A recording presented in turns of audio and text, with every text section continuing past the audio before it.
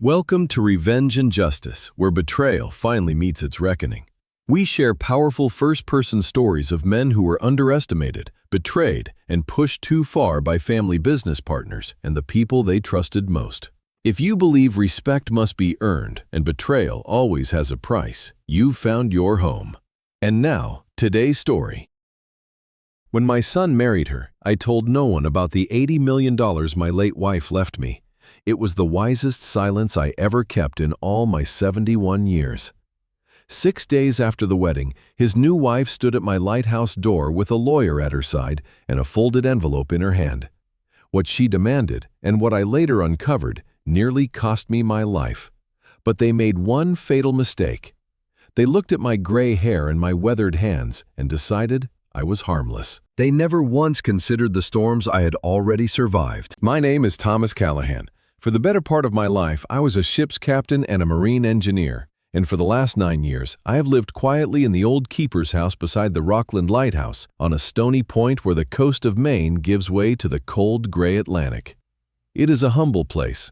Salt has eaten into the window frames, and the floorboards groan like an old vessel settling in her berth. But every plank of that house holds a memory of the life I built with my late wife, Margaret.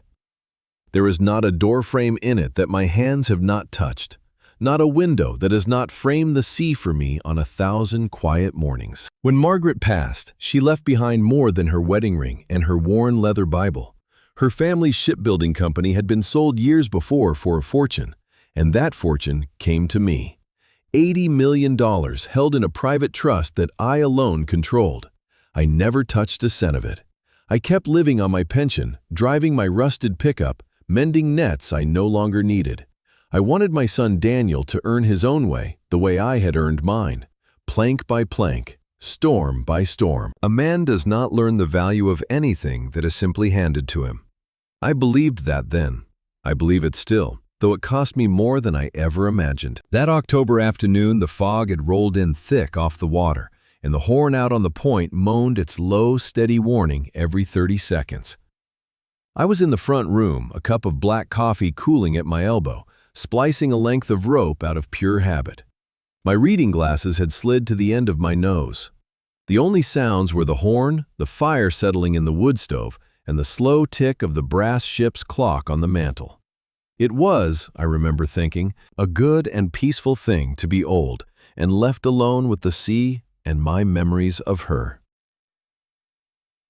Then tires bit into the gravel outside. I looked up through the fogged glass. A sleek black sedan had rolled to a stop behind my truck, its paint beaded with mist, looking absurdly out of place against the driftwood and the weathered shingles. The doors opened. Out stepped Vivian, my daughter-in-law of 6 days, in a tailored charcoal coat, her eyes hidden behind dark glasses despite the gray sky. She did not carry a casserole or a wedding photograph. Her jaw was set, her shoulders squared. Like a woman arriving to close a deal she had already decided in her favor. From the driver's side stepped a man I had never seen. He was perhaps 50, in a navy suit that cost more than my truck, a thick leather briefcase in one hand. He had the smooth, practiced stillness of a man who made his living on other people's worst days. A lawyer, I thought. Every instinct I had honed across 40 years of reading weather and water told me the same thing. Trouble had just dropped anchor at my door. I set down the rope, wiped my hands on a rag, and stepped out onto the porch. The old boards complained under my boots, familiar as an old friend's voice. I gave them the warm smile a man gives family, assuming this was some errand, some small favor after the wedding. "Vivian," I called, lifting a hand against the damp air. "This is a surprise. Where is Daniel?" She did not smile. She did not lift her glasses. She walked up the stone path and stopped at the foot of the steps, keeping a careful distance between us, as though age were something she might catch. She said nothing at all. Instead, she tilted her chin toward the man beside her, the smallest gesture a captain signaling a subordinate to take the helm. The lawyer climbed my steps. He did not offer his hand. He opened the briefcase, drew out a thick manila envelope, and set it on the little table beside my rocking chair. The sound it made against the wood was flat and final, louder than it had any right to be in that quiet, fog-drowned morning. "Mr. Callahan," he said, in a voice as cool and rehearsed as a tide table. "My name is Gerald Voss. I represent the new owners of this property. I am here to serve you formal notice." I frowned, looking from the envelope to his face, then back to Vivian's shuttered expression. New owners. The words made no sense against the salt and the fog and the 30-year weight of the place beneath my feet. New owners, I repeated slowly. I have lived in this house for 9 years, and I own the deed free and clear. There is no mortgage, there is nothing to sell. Gerald Voss adjusted his cuff, unbothered, a man reading a script he had performed many times before. "Not anymore, sir," he said. "This property has been lawfully transferred. I would suggest you open the envelope." I felt the peace of the morning tilt the way a deck tilts in the first long swell of coming weather. And something old and steady in me, something that had ridden out worse than fog, went quietly, carefully, still. Gerald Voss stood waiting patient, as a man who has already won. I reached down and picked up the envelope. It was heavier than it looked, thick with paper. I broke the flap with my thumb and drew out the stack inside, and the fog seemed to press closer against the porch rail as I unfolded the first page. The heading was printed in bold black letters. Notice to vacate. My eyes moved down the dense columns of legal language phrases, rising up out of the paragraphs like rocks out of a fog bank. Transfer of ownership, power of attorney, immediate possession. I read slowly, the way I once read a chart in bad weather, refusing to let my heart run ahead of my understanding. I do not understand a word of this. I said, though, that was not entirely true. I understood too much of it. This is my house. There is no loan against it. Nobody has the right to transfer anything. "Read to the last page, Mr. Callahan," Gerald said. "It will save us both some time." I looked at Vivian. She had not moved. Behind those dark glasses, she was watching me the way a person watches a clock, waiting only for the hands to reach a certain number so she could leave. There was no warmth in her, no discomfort, nothing at all that resembled the woman who had smiled beside my son in a white dress 6 days before. Whatever this was, she had rehearsed her part in it long before she pulled into my drive. I turned the pages. A quitclaim deed. A bill of sale listing my home, my point, my lighthouse as an asset to be liquidated. A declaration signed by a physician I had never met, stating that Thomas Callahan was of diminished mental capacity and no longer competent to manage his own affairs. My hands did not shake. That surprised me, even then. 40 years at sea teaches a man to keep his hands steady while everything around him pitches and rolls. Then I reached the final page, and my breath caught in my throat like a line snapping taut. At the bottom was a red notary seal pressed sharp into the paper.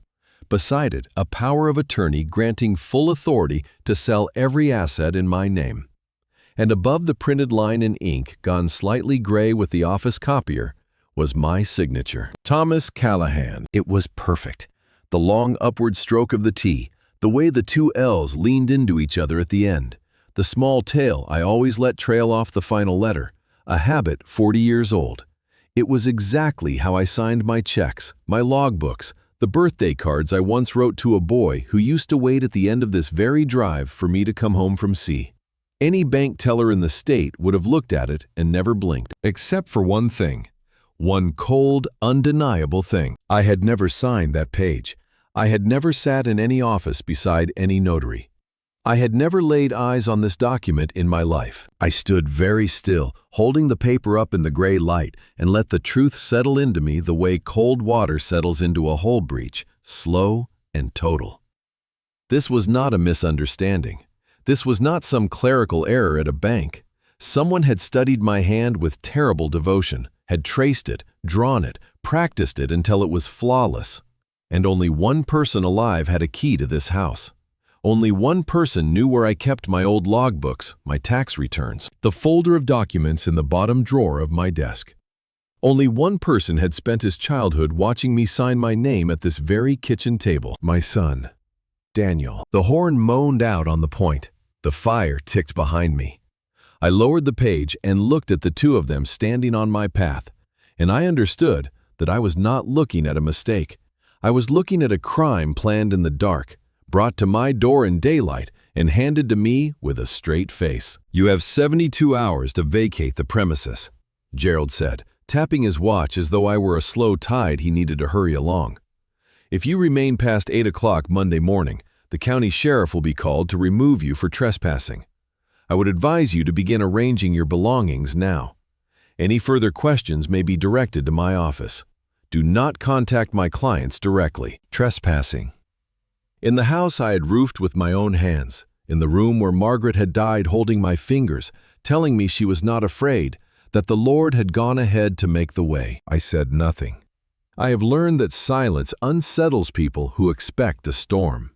Gerald frowned faintly, waiting for the shouting that did not come.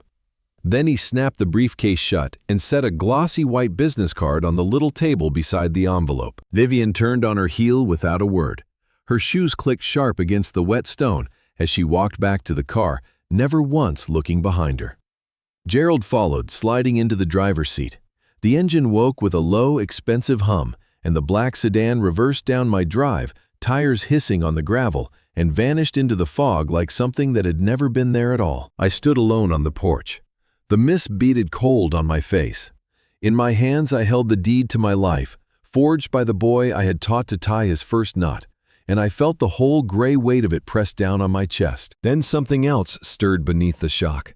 Not panic, something older, colder, and far more patient. The same calm that had come over me once in the middle of the Grand Banks when the radio died and the seas rose to 20 feet, and every hand aboard looked to me to bring them home. They thought they had struck an old man who would drift and sink. They had no idea what I had already survived, and they had no idea yet what I still held below the waterline. I went back inside and closed the heavy door behind me. The latch fell with the same solid click it had made 10,000 times, and for a moment I simply stood in the hall, listening to the fire and the horn and the tick of the brass clock, letting the ordinary sounds of my home remind me who I was. A younger man might have thrown the papers into the stove. A frightened man might have chased that black sedan down the road, shouting into the fog. I did neither. Panic sinks ships. I had learned that on water, and it held true on land. I carried the documents to the kitchen table and spread them flat under the hanging lamp. Then I went to my desk and took out the tools I trusted. My reading glasses, and beside them, in a felt-lined case, the brass jeweler's loop. I had used for 30 years to inspect hairline cracks in engine castings and the fine welds of a ship's fittings. When a vessel fails, you do not weep over the wreck. You find the exact point where the metal gave. I meant to do the same here. I sat down, fit the loop to my eye, and bent close over the final page. The signature filled my vision, magnified until every stroke stood as tall as a mast. And under that glass, the forgery told on itself. It was a beautiful piece of work. The forger had studied me well, had captured the lean of the letters and the trailing tail I always left. But a signature is not a picture. A signature is a motion, 40 years of the same muscles moving without thought, fluid and unbroken. What I saw under the loop was not written, it was drawn. There were the faint tremors where the pen had paused, the tiny thickenings where a careful hand had lifted and set down again to check its work. The ink pooled where a man's hand had hesitated. My hand never hesitates over my own name. It never has. I sat back and let out a slow breath.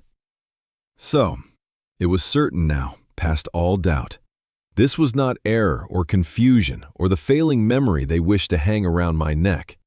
This was a deliberate forgery, patient and practiced. And that raised the only question that mattered. Who had done it? Vivian was clever enough to conceive it. I had seen that on the path in the cold economy of her stillness. But Vivian had never set foot in my study. She did not know that I kept my old logbooks on the middle shelf, that my tax returns and my signed documents lived in the bottom drawer of the desk, that on the inside cover of every logbook I had signed my name in my own hand 100 times over. She could not have traced what she could not find. Only one person knew this house the way I knew it. Only one person had a key and a memory of me signing my name at this very table on Sunday afternoons, bills fanned out beside a cup of coffee. Only one person had spent a boyhood in these rooms, learning my habits the way a deckhand learns a captain's. Daniel. I set the loop down and pressed my palms flat against the cool wood, and for the first time since the sedan pulled away, the engineer in me went quiet, and the father woke up. I thought of a small boy at the end of the drive in his yellow slicker, waiting for my boat to come around the point, jumping and waving both arms the moment he saw the mast. I thought of teaching him a bowline knot on this porch, his fat little fingers fumbling the loop while I said gently, again, "Son." The rabbit comes up out of the hole. I had loved that boy more than my own breath. I had buried his mother believing he was the one good and lasting thing we had made together. And that boy, grown now, had sat at some desk with my logbook open before him and practiced my name until he could steal my house with it. The grief of it came up hard and sudden, and I let it come, because a man who refuses to feel a thing only lets it rot in him. I sat there in the lamplight while the horn moaned out on the point, and I let myself mourn the son I thought I had. Then, slowly, I wiped my eyes with the back of my weathered hand and set the grief aside. Not away. A loss like that never goes away, but aside where it would not cloud my judgment. Because grief was a luxury and I did not have time for it. I had 72 hours. Whatever was truly happening here, it ran deeper than a house. A man does not risk prison forging a federal document over a strip of stony coast and an old keeper's cottage. There was a current running under all of this, cold and strong, pulling my son towards something I could not yet see. And if I meant to survive it, I first had to know what it was. There was only one place to begin. I had to hear his voice. I had to hear how the boy I raised would look me in the eye, so to speak, and lie. I needed to know exactly what story they had built around me so I would know precisely how to take it apart, plank by plank. I walked to the old phone mounted on the kitchen wall and rested my hand on the worn receiver. I steadied my breathing the way I had taught myself to do before giving hard orders in high seas when the men could not be allowed to see the captain afraid. Then I lifted the receiver, listened to the flat hum of the line, and dialed my son's number. He answered on the second ring. "Dad." His voice was calm, too calm. There was no surprise in it, no alarm. None of the confusion a man ought to feel when his father calls out of nowhere on a foggy afternoon. He sounded like an actor who had been standing in the wings waiting for his cue. "Daniel," I said, and I let my voice waver, let it thin and tremble the way they wanted it to. If they believed I was breaking, they would tell me things a strong man would never be told. "Something has happened. Vivian was just here. She brought a lawyer, a man named Voss. They handed me papers. They say the house is sold, that I have to be out by Monday. Son, please tell me this is some terrible mistake." I heard him breathe out slow and theatrical, a sigh built for my benefit.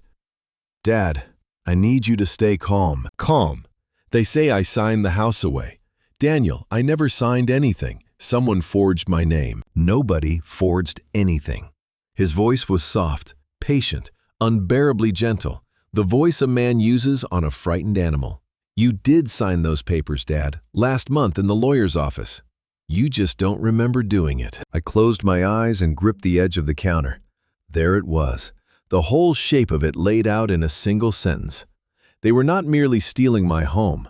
They were stealing my mind, taking the one thing a man cannot prove he still owns. "I don't remember," I repeated, letting the words crack. "Daniel, what are you saying?" "I'm saying you're sick." He said it kindly, which somehow made it worse. "We talked about this, Dad. Do you remember what the doctor told us? Your memory has been slipping for months. You forget conversations. You forget where you are. Vivian and I have been so worried. We didn't want to do it this way, but we can't let you keep living alone out there on that point. It isn't safe anymore." "There is nothing wrong with my memory," I said, and for one moment the truth came out, too hard, too steady. I heard myself and pulled back, softened it, let the old man return. "I mean, I don't understand. I've never even been to a doctor about my memory." "Dad," a note of practiced sorrow, "don't you remember the accident 2 weeks ago on the dock?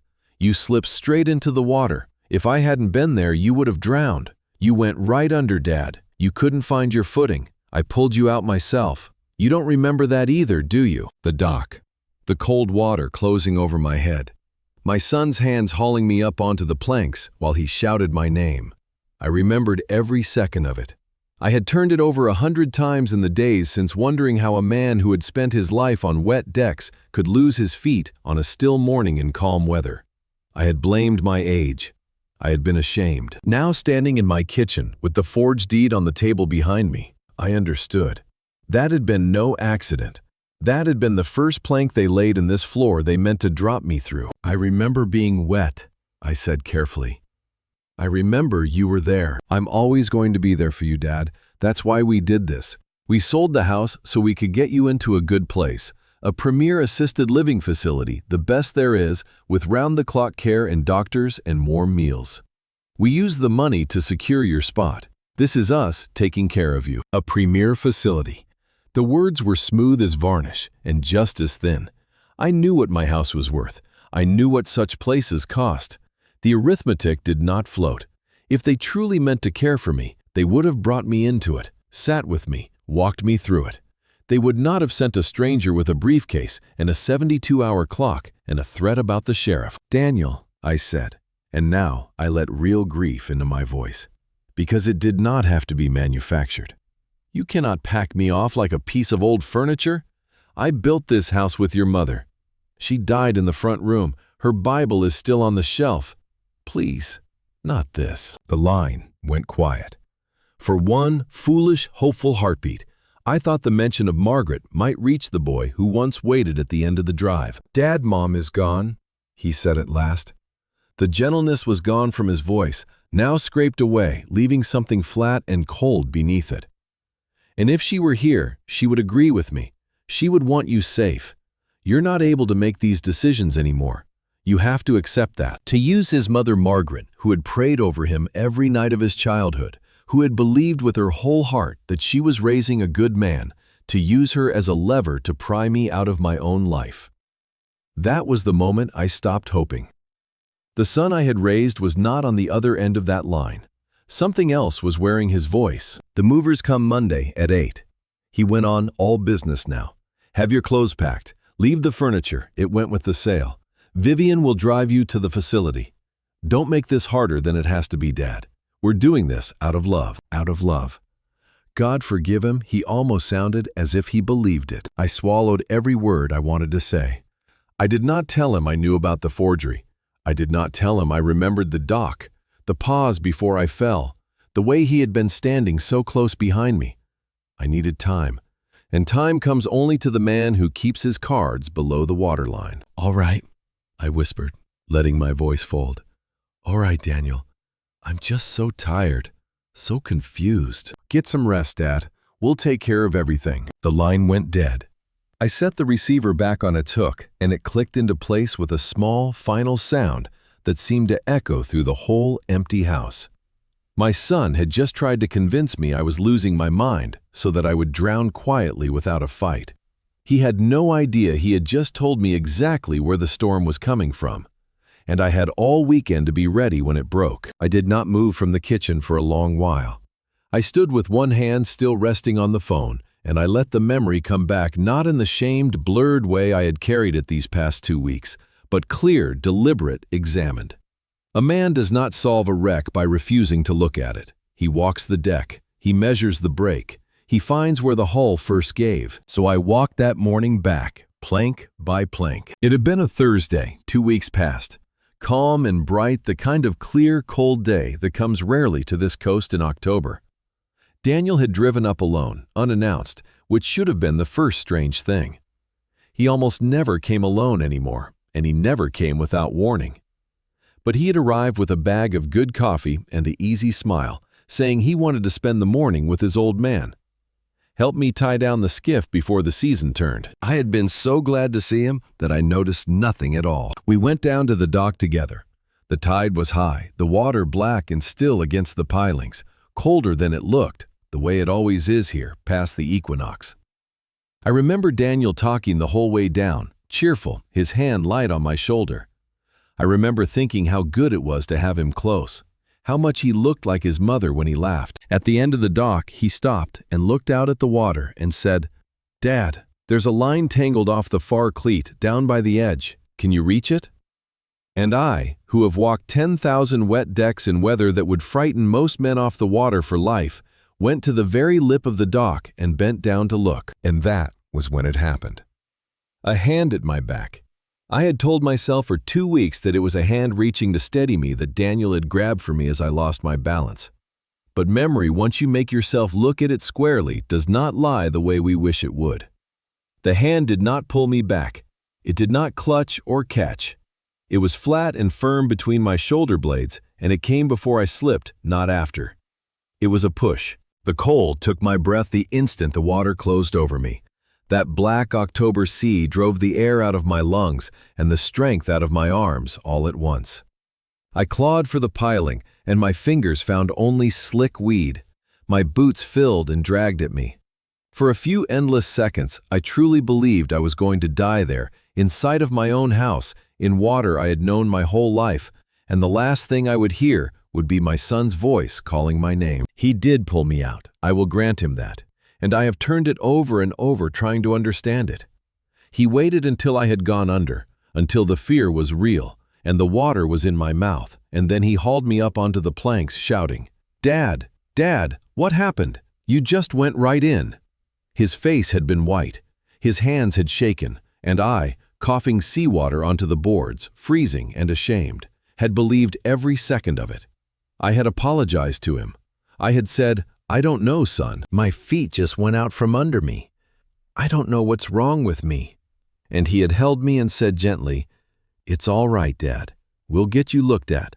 We'll make sure this doesn't happen again. We'll get you looked at." That was the phrase. I heard it now for what it truly was. Not comfort, a record. He had needed a witnessed incident, a fall, a near drowning, a moment when the old man's body failed him in front of someone who could later swear to it. He had needed to be able to say to a doctor, to a lawyer, to a judge, "My father nearly died on his own dock. He is not safe alone anymore." He had risked drowning me, actually drowning me, to lay the cornerstone of the lie that would take my house and my mind. And I would soon learn a great deal more. I sat down slowly at the kitchen table. My hands, which had stayed so steady through the loop and the phone, were not quite steady now. I pressed them flat against the wood and made myself breathe. I had raised that boy on this water. I had taught him to swim off that same dock one summer when he was 6. Both of us laughing, Margaret watching from the porch with her hand shading her eyes. I had taught him that the sea does not forgive carelessness, that you respect it or it takes you. And he had used the very water I taught him to fear as a weapon against me. This was not confusion. This was not an old man's failing feet.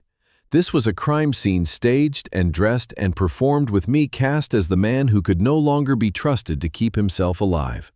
And if I were to walk into any sheriff's office tomorrow soaking with righteous anger, shouting that my son had forged my name and pushed me off a dock, I knew exactly what they would see. A confused old widower with a doctor's note calling him incompetent, ranting about the child who was so lovingly trying to care for him. They would not arrest Daniel. They would call the very facility he had chosen for me. So I would not shout. I would not rage. A captain does not fight a hurricane head on. He reads it. He uses it. He lets it blow itself out against a course of his own choosing. They wanted a broken, compliant old man who would pack his boxes and go quietly to his grave. Then that, for now, was exactly the man I would give them. I would smile. I would weep on cue. I would let them believe every lie they had told about me, right up until the moment I chose to let them drown in the truth. My son thought he had built the trap that would end me. He had no idea he had just handed me the blueprints to his own. When the worst of the shaking had passed, I went back to the documents. Anger is a poor navigator, but it burns clean if you point it at the right work. I had proven the signature false to my own eye. Now I needed to prove it false to the world, and a signature alone would never be enough. Any forger can draw a name. What makes a stolen document dangerous is the seal that swears it true. I fit the loop to my eye once more and bent over the power of attorney, and this time I did not look at my name. I looked below it to the lower corner, where a notary's stamp had been pressed sharp into the page. I turned the paper to catch the lamplight along the embossed ridges, and read the small typed print inside the circle. The notary's name meant nothing to me. Some clerk in Portland I had never met, likely a friend of Voss, kept on hand for exactly this kind of quiet work. That did not matter. What mattered was the line just beneath the seal. It stated in plain black type that Thomas Callahan had appeared in person before this notary in the city of Portland, and there signed the document of his own free will. And it gave the date, the 14th of September. I read that date 3 times through the glass, letting the numbers burn themselves into me. Then I set the loop down, and something cold and certain settled in my chest. The feeling a captain gets when the fog lifts for one clean second, and he sees dead ahead the very landmark that will carry him home. The 14th of September. On the 14th of September, I had not been in Portland. I had not been within 100 miles of a lawyer's office or a notary's stamp. I knew it beyond any doubt, and better still, I could prove it, because I am a man who keeps his log. I rose and went to my study. I passed the desk and the file drawers and went straight to the tall bookcase in the corner, to the middle shelf where the log books stand in a weathered row, one for every year since Margaret died. I take one trip a year, always the same, a long passage out beyond the shipping lanes on a friend's working boat. No phone, no radio traffic beyond the necessary. Just the water and the weather and the old discipline of keeping a record. It is how I keep her close. She used to say, "A man who writes nothing down forgets who he was." So every night at sea, I write it all down. The wind, the sea state, the catch, the position, in my own hand. I carried this year's log back to the kitchen and set it beside the forged deed. The old paper smelled of salt and diesel, and the small brass reading lamp I keep in the cabin bunk. I turned past the summer pages, past the entries in July and August, my finger tracing the margins until it came to rest squarely in the middle of September. And there it was, in my own unmistakable hand. The 14th of September. I had written it at sea 40 miles east of Matinicus, in a fresh gale out of the northeast seas running 8 to 10 feet. There was my sketch of the sky at dusk. There were the coordinates. There was the note, half proud and half rueful, of the 40 minutes I had spent fighting a cod that finally broke my leader and left me laughing into the spray. And there at the bottom, the line I write every night out there, where the world cannot reach me. No signal these 5 days. All well, thank God for the sea. No signal these 5 days. On the very day their document swore, I had walked into a Portland office and signed away my home. I had been on the open Atlantic, beyond the reach of any tower, any phone, any road, with 15 other souls aboard who could swear to it. The captain, the mate, the men who had watched me lose that cod. There were fuel receipts. There was the charter manifest with my name on it. There were the credit card charges for the gear I rented at the wharf. Their forgery was not merely questionable. It was provably criminally false, built on a lie that any date on any calendar could shatter. I closed the log and rested my hand flat on its worn cover, and I let myself feel for just a moment the smallest warmth of hope. They had built a trap so tight they thought no old man could ever slip it, and in their arrogance they had reached for the one thing I had spent 9 years quietly writing down. My son knew a great many things about me. He did not know I kept a log. He had grown up ashamed of the sea that took so much of his father's time. He had never once asked to read a word of it. And that carelessness had just handed me an ironclad alibi. But even as the warmth touched me, the cold came in right behind it, the way a rogue swell follows a calm. Because if a man will forge a federal document and push his own father into the sea, he has already crossed a line most people never even approach. He was not a careful criminal. He was a desperate one. And a desperate man does not stop at one theft. I thought of everything else that carried my name, my accounts, my social security number, which Daniel knew by heart, my mother's maiden name, the answer to every security question I had ever set, spoken across this very table 100 times when he was small. If he could forge a deed, he could reach a great deal further than a house. I set the log aside. The time for looking backward was over. I needed to know how far the water had already come in. I stood and I went down the hall toward the small room where I keep my computer to check the one account my son believed was the whole of my worth. The small room at the end of the hall had been Margaret's sewing room once, And then, when the arthritis took her hands, just a place where she sat and watched the water. Now it held a plain desk, a stack of old charts, and a sturdy, unremarkable computer that I used perhaps twice a month. I sat down in the worn chair and pressed the power button, and while the machine woke and hummed, I thought about the careful fiction I had built around my own life. When Margaret's fortune came to me, I had made a deliberate choice. I would not let that money change the man I was. I would keep paying for my own gas and my own groceries, keep my hands rough and my truck rusted, and I would keep one small local bank account open and ordinary, holding the honest sum of a retired captain's savings, $40,000, more or less. My pension and what I had set by over a lifetime of careful living. That account was the only one Daniel knew existed. Whenever he visited, if a bank statement lay on the counter, he would see a comfortable working man's balance and nothing more. He believed that $40,000 and the equity in this house was the whole of what his father was worth in the world. I had let him believe it. I had thought I was teaching him something. The screen brightened. I opened the browser, found the familiar page of my little Rockland bank, and typed in my username and my long password by memory. I clicked to sign in, and the wheel spun, and I waited, and I felt the same tightness in my chest that a man feels watching the depth sounder drop in unfamiliar water. The page loaded, and there at the top, under the heading that read Available Balance, were the numbers $0 and 0 cents. I leaned closer, certain it was some error of the machine. I refreshed the page. The screen blinked reloaded and gave me back the very same figure, 0. The account was empty. Every dollar I had earned across a lifetime of cold mornings and long passages, gone. I will tell you honestly, it was not the loss of the money that turned my blood cold. $40,000 meant nothing to me set against what sat untouched in Margaret's trust. I could have lost that sum every day for the rest of my life and never felt the pinch of it. What froze me was the sheer, naked gall of the thing.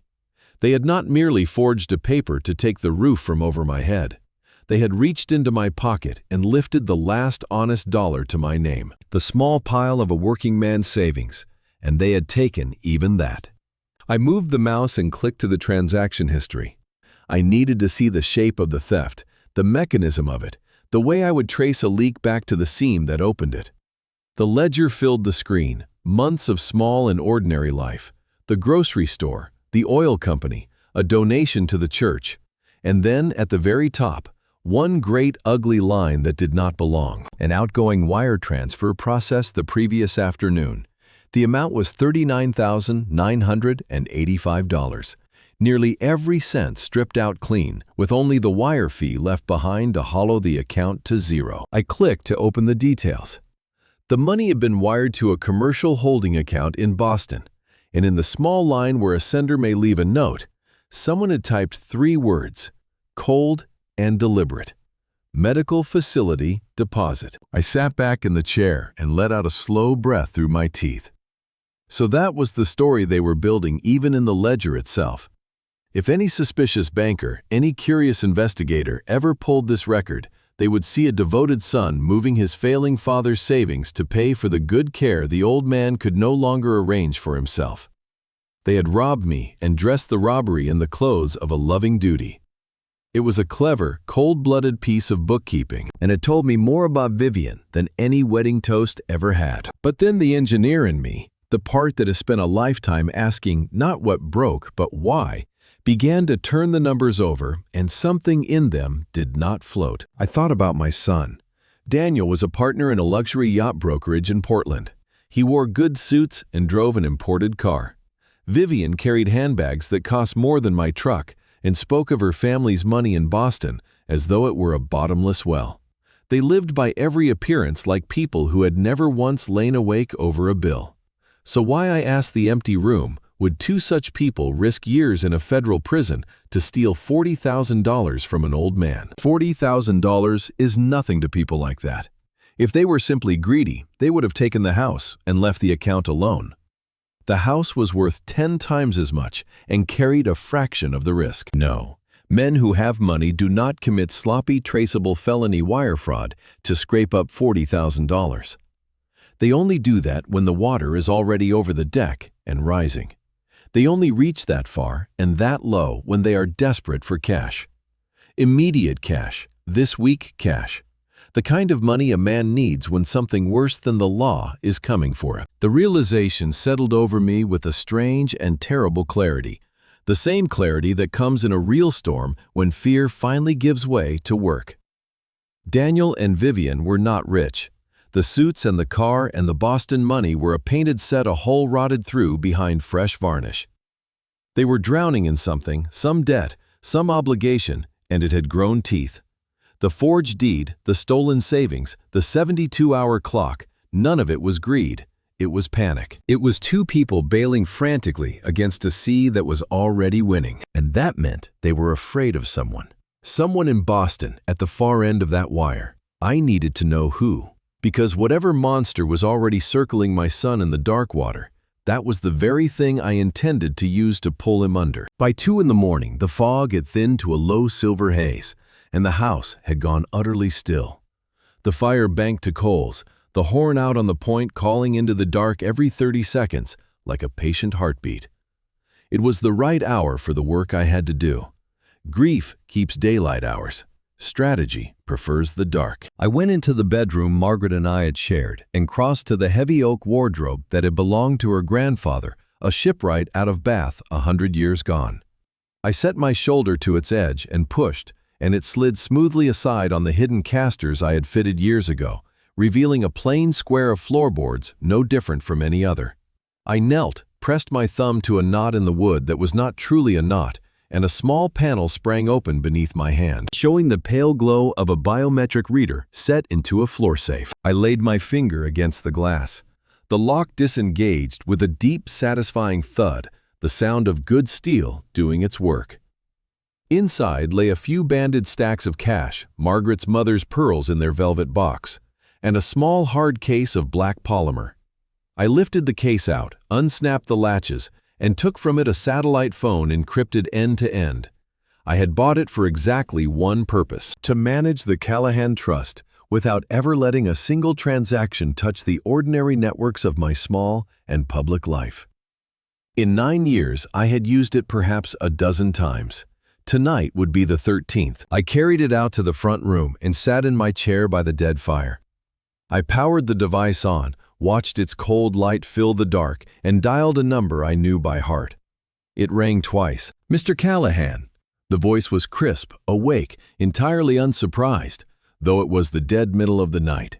It was Eleanor Reyes. Eleanor managed the trust for me, a lawyer and a financial strategist of the first rank, sharp as a filleting knife and twice as clean. One of the very few people alive who knew the true measure of what I held. "It's late in Maine. I don't imagine this is a social call." "It isn't." I let my voice drop into its true register, the one the sea had given me. The trembling old man who had wept into the telephone at my son that afternoon was gone, folded away like a flag.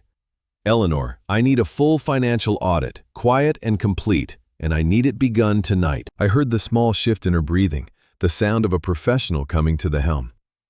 "Give me the names." "Daniel Callahan," I said, and even now the words cost me something. "And Vivian Callahan, my son and his wife. I want your forensic people on them before dawn. Every account, every card, every loan for the last 5 years. I want to know who they owe, how much, and what they have pledged against it. They are desperate, Eleanor. This afternoon they served me a forged eviction on my own house, using a traced signature and a false declaration that I am not of sound mind. And last night they wired the last $40,000 out of my pension to a holding company in Boston." The line went quiet, and when Eleanor spoke again, her voice had gone hard and low. "Your son forged a deed to your home and looted your savings. Thomas, that is a federal matter. Say the word, and I will have an injunction filed by morning to freeze the sale and agents at his door before he pours his first coffee." "No." The word came out flat and final. "Do not touch the sale. Do not call the authorities. Not yet. If you freeze it now, they panic and scatter, and I will never learn who is holding their strings in Boston. I want them to believe they have won comfortable and certain right up until the last moment. Freeze nothing. Trigger no alerts. This audit lives in the dark. They cannot feel so much as a breath on the back of their necks. Understood. I could hear her already adjusting course. We'll work under ghost protocols. We trace their whole picture without leaving a fingerprint of our own. What's my timeline? 24 hours. I looked to the pale face of the ship's clock on the mantle. They've given me until Monday morning. Whatever is chasing them runs on a shorter clock, or they'd never have moved this fast or this sloppy. I need the full dossier by tomorrow night. I need to know what kind of monster is at their heels. Because I intend to buy it Eleanor and set it on them myself. I'll have the preliminary package on your encrypted server by tomorrow evening, she said. Thomas, do you need protection? No, I said quietly. I'm safe enough. They think I'm already sinking.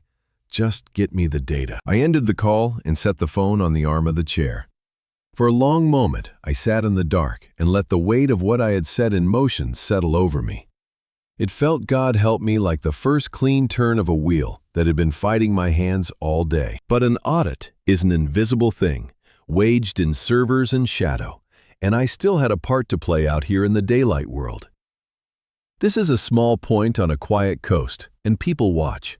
If Daniel sent anyone to drive by, if a neighbor peered from behind a curtain, I needed to look exactly like the beaten old man they all believed me to be. So I rose, went out to the shed, and brought in a stack of flattened moving boxes I kept for storing gear over the winter.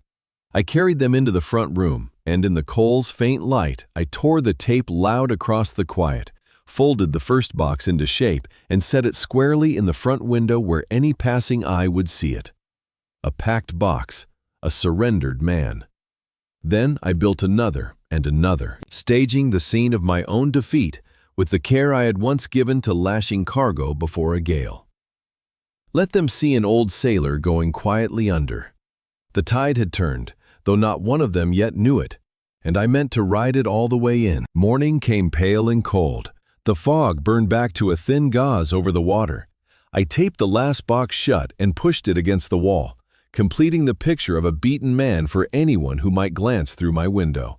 Then I went into the bedroom and opened the drawer of my nightstand, and from beneath a stack of old reading glasses, I took 2 small audio recorders. I had bought them years ago to dictate engine notes in cramped spaces where a notebook was useless. They were no larger than a matchbox, sensitive enough to catch a whisper across a room, and each would run for the better part of 4 days on a single charge. I slipped both into the inside pocket of my coat. Next, I went to the hall closet and brought down a small wooden chest, the one that held Margaret's photograph albums and the few things of hers I could not bear to store out of reach. I wiped the dust from the lid with my sleeve and carried it to the kitchen counter. Then I picked up the phone, cleared my throat, and let the years and the fear back into my voice before I dialed Vivian's number. She answered on the 4th ring, her tone already sharp with impatience. Yes? Vivian, it's Thomas, I said, letting my voice break and waver.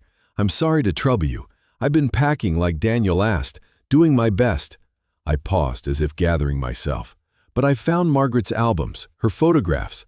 The facility says I can only bring 2 small cases, and I can't. I can't just put her memories in the trash. Please, might I bring the chest to your place, just to keep them safe? I won't stay. I promise I won't be any trouble. I could almost hear the calculation running behind her silence.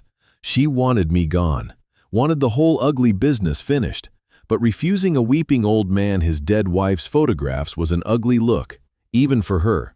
And worse, letting me deliver them fed the very story she was telling, the story in which she was the patient, generous woman managing a difficult old man's decline. Fine, she said at last, clipped and cold. But be quick about it. Daniel isn't home, and I have calls to make. I thanked her, laying the gratitude on thick and trembling, and hung up. Then I carried the chest out to my truck and drove the hour into Portland, down along the water and up into the city to the tall glass tower where my son and his wife lived their painted lives. I handed my keys to a uniformed valet, holding the heavy chest against my chest, and rode the private elevator to the top floor with my heart as steady and cold as the sea in January. Vivian opened the door in a silk robe, a sleek tablet clutched in one manicured hand. She looked me up and down, and her lip curled with a disgust she did not bother to hide. She did not see a retired sea captain who had brought 15 men home through weather that would have killed lesser sailors. She saw a burden, an obstacle, a problem nearly solved. "Come in," she said, stepping back without offering to take the chest. "Put it somewhere out of the way, and don't scuff the floors." I shuffled inside, rounding my shoulders, shortening my stride, letting my hands tremble against the wood. The penthouse was vast and cold and beautiful. All glass and pale stone, the whole of Portland Harbor spread out gray beneath the windows. Every surface said money, and I thought, as I crossed that gleaming floor, of the $40,000 they had stolen from a working man's account to keep this hollow palace floating one more week. Halfway across the great room, I let my boot catch the edge of an expensive rug. I stumbled forward with a sharp gasp and let the chest slip from my hands. It struck the floor with a heavy crack, and two of the leather albums spilled out, sliding across the polished wood photographs of Margaret fanning loose across the stone. "Oh, for heaven's sake," Vivian hissed, rolling her eyes toward the ceiling. "Watch what you're doing." "I'm sorry," I stammered, dropping to my knees with the clumsiness I had practiced in my mind on the drive down. "I'm so sorry. My hands, they aren't working right today. I get so confused."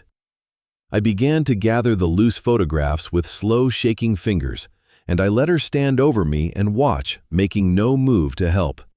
Her whole face a study in contempt. She opened her mouth to scold me further, and then her tablet rang. She glanced down at the screen, and something flickered across her face that she could not quite hide, a tightening, a flash of something close to fear. It was clearly a call she had been dreading or waiting for, or both. Her eyes came up and found me kneeling among the scattered pictures. "Just clean this up and leave the chest in the corner," she snapped, already turning away. "I have to take this. Don't touch anything." And she walked swiftly toward the far end of the open kitchen, her voice dropping low and urgent as she answered her back to me, her free hand pressed to her forehead. I caught only fragments: a delayed transfer, more time, Friday at the latest.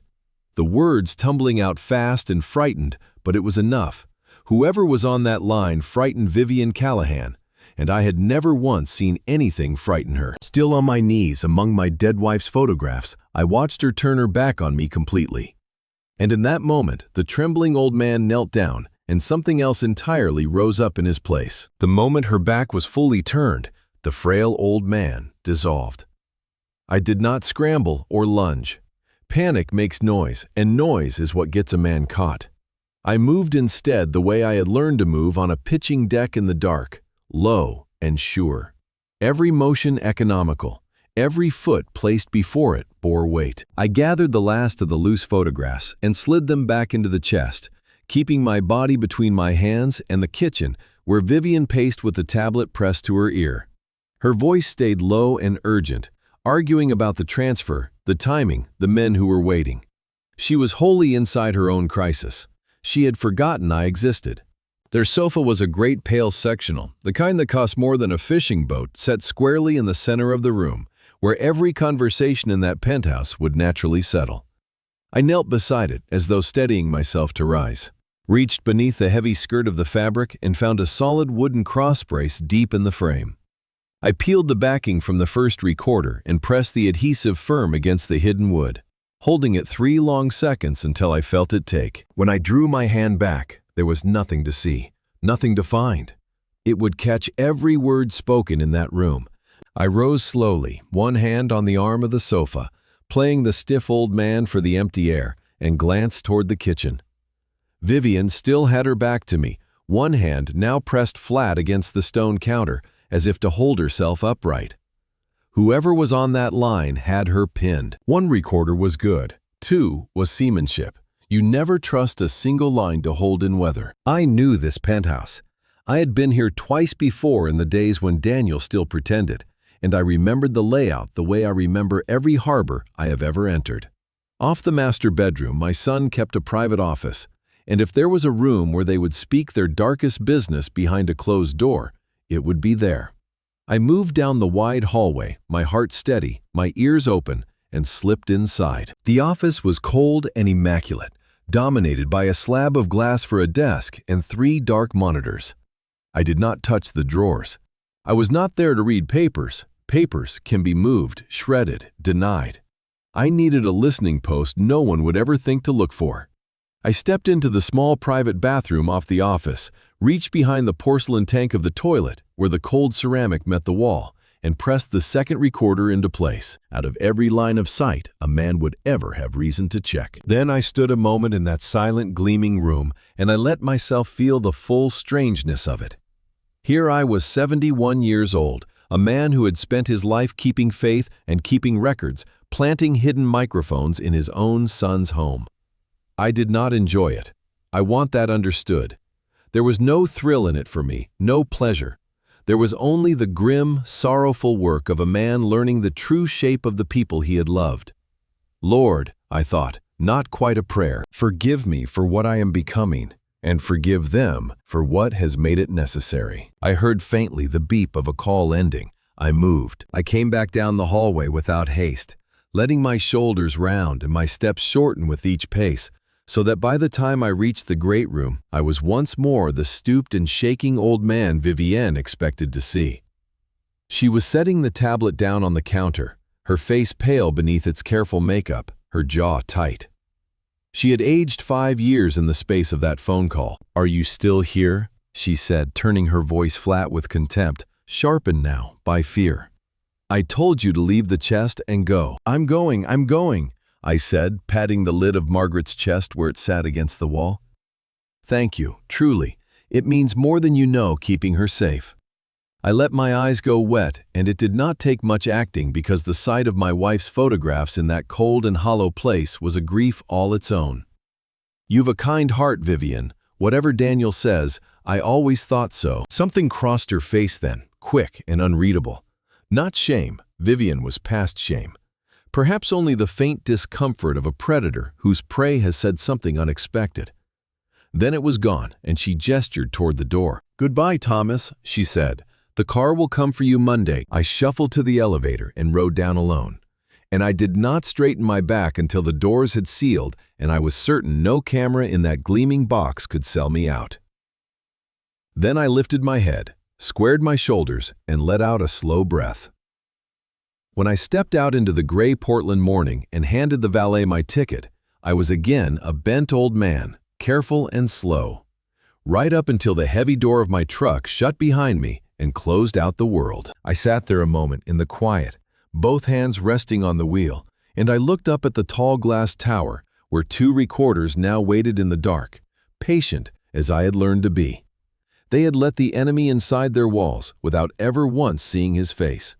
The Trojan horse was through the gate, and somewhere in that cold penthouse above me, every word they spoke, every plan they made, every cruelty they had not yet dared to voice was already being written down in a log they did not know I kept. I started the engine and pointed the truck north toward home, toward the fog and the horn, and the dossier that would be waiting on my server by nightfall.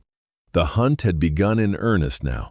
And for the first time since that black sedan came up my drive, I was the one holding the wheel. The dossier came in at 2 in the morning, the way she had promised. I had spent the evening quietly splitting kindling, banking the fire, reading a psalm at the kitchen table by lamplight, the way Margaret used to before bed. When the satellite phone finally pulsed on the arm of my chair, a single sharp tone in the dark, I felt no start of surprise. Only the cold readiness a man feels when the weather he has been watching all day finally arrives. I keyed in the long decryption string from memory and watched the progress bar crawl across the little screen. Then I carried the phone to the computer, linked the two, and opened the file Eleanor's people had built. It filled the monitor folder after folder, and I began to read the way I once read a survey of a foundered hull, working from the outside in, looking not for what had broken, but for why. Bank statements, credit reports, mortgage filings, tax returns going back 5 years. And everywhere I looked, the numbers bled red. I had expected an overdrawn card or two, perhaps a second mortgage underwater. What Eleanor had uncovered was a crater, a ruin so total it defied plain sense. I opened the folder marked for Vivian first, and the painted set came apart in my hands. For years she had spoken at family gatherings of her career, an independent investment consultant, flying to Boston and New York, dining with people whose names I was meant to recognize. It was all a shell, quite literally. Her consultancy was an empty company, a registered name and nothing behind it, a mask worn over what she actually did. Vivian was a speculator, and a reckless, ruinous one. For 4 years she had sat in that glass tower, gambling borrowed money on high-leverage bets. Luxury yacht syndicates, waterfront developments, over-mortgaged, marinas up and down the coast. The very trade my son brokered by day.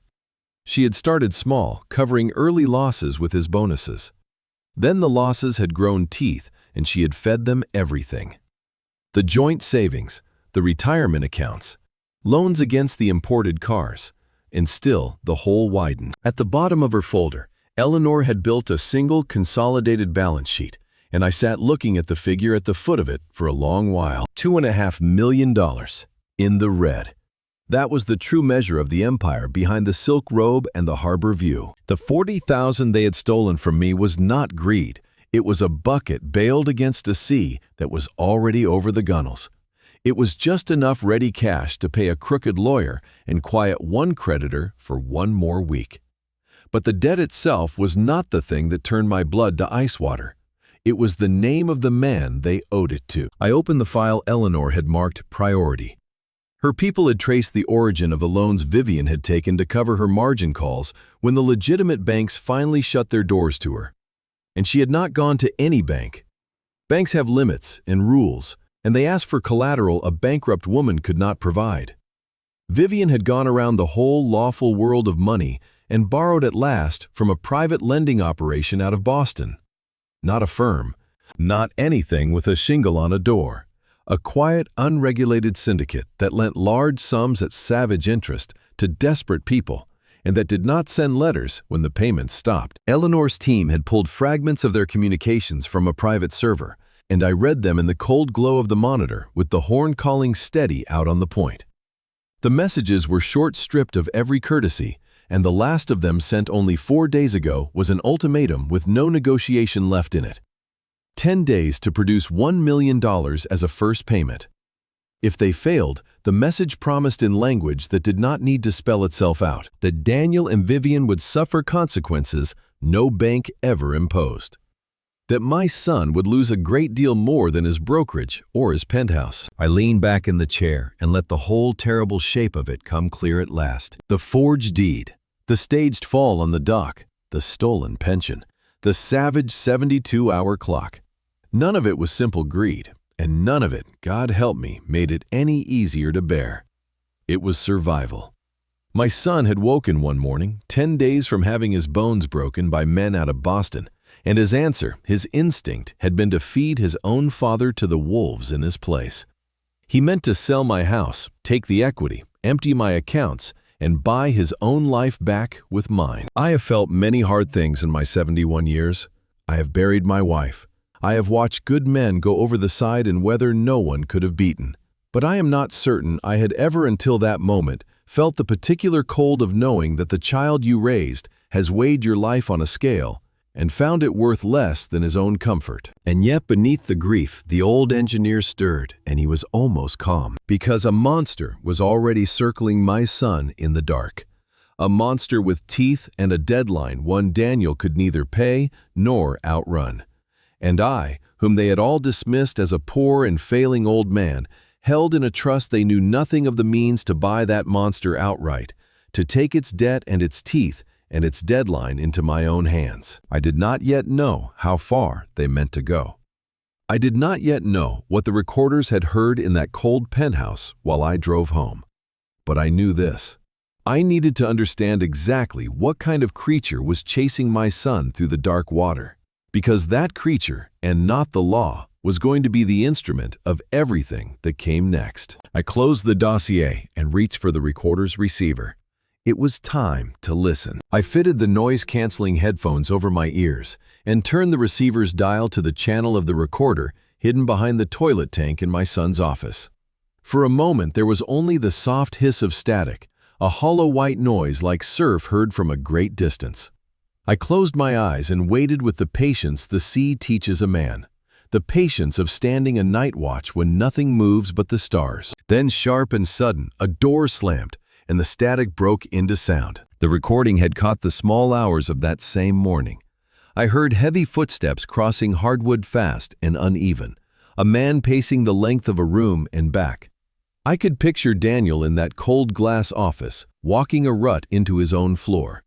There was the clink of ice against a heavy glass, the splash of a pour. Whiskey at an hour when most men are only reaching for their first coffee. He was frightened.